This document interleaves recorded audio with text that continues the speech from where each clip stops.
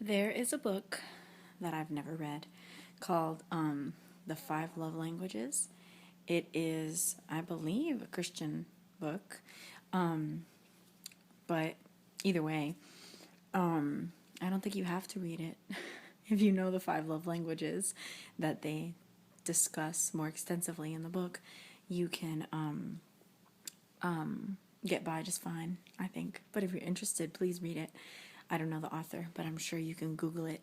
But I think it's really interesting. Five love languages, that is, how we all need to be shown love in all five ways. But everybody has a dominant one, and I just think that's so interesting. They are quality time, words of encouragement, gifts, affection, like touch, and service, acts of service. And so I know without a shadow of a doubt that my dominant love language is quality time. And I know this because the way that it's defined is out of those five things, which one do you need to say, this person loves me because they've done this? I know they love me. Hey, buddy. I'll be right there, sweetheart. Okay, I'll be right there, my love. So it works also for me in the reverse. If we have like a really busy week and we don't really have that much time together in the evenings because by the time we're done with our long day, it's like showers and bed. After about 2 days of that, 3 days of that, I start to feel down and like unsure, like are we okay, and all these ridiculous emotions. And they're irrational and they're definitely emotional, but it's because we haven't had time together. So then I feel like not loved, you know? And so it's like we need time together and then everything's good, you know? And if somebody's all talk, like let's just say someone's love language, because usually you show love in the way you want to receive love. So let's just say that someone that their love language is primarily they want to be encouraged, words of admiration and praise. And so they are going to love in that way. They tell you stuff and tell you stuff and tell you stuff. To the quality time person, that's all talk. I don't care. Just be with me.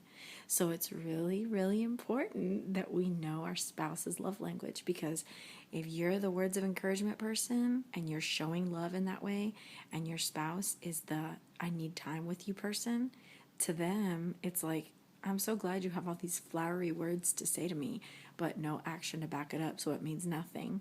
It's just really funny, you know? And so that's really important to know each other's love languages and then to just put a very big effort into fulfilling that each day. But of course, that doesn't mean none of the other ones apply, you know, just because I know that my husband's dominant love language is affection doesn't mean that I'm not going to spend time with him or serve him or get him a gift every now and then or encourage him with my words. Of course, I'm going to do those things also. But more importantly than anything, affection, affection, affection. I don't know my children's love languages yet. I think that they start to really show them probably around closer to 6.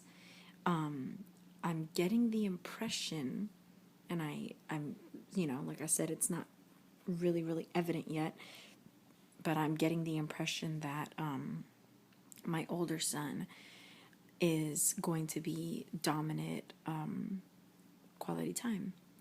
But then again, the affection is mixed in there a lot. So he may just be doing what we do to him. Like my husband is affection, so he's extremely affectionate. And then I'm quality time, so I'm very involved in doing stuff with them and, exploring and this and that, because I want them to know, if they're talking to me, I stop and I look at them and I listen, and I want them to know how much what they say matters to me, because that's what I want from people. when they say they love me, that's what I want from them, you know? So it's just funny.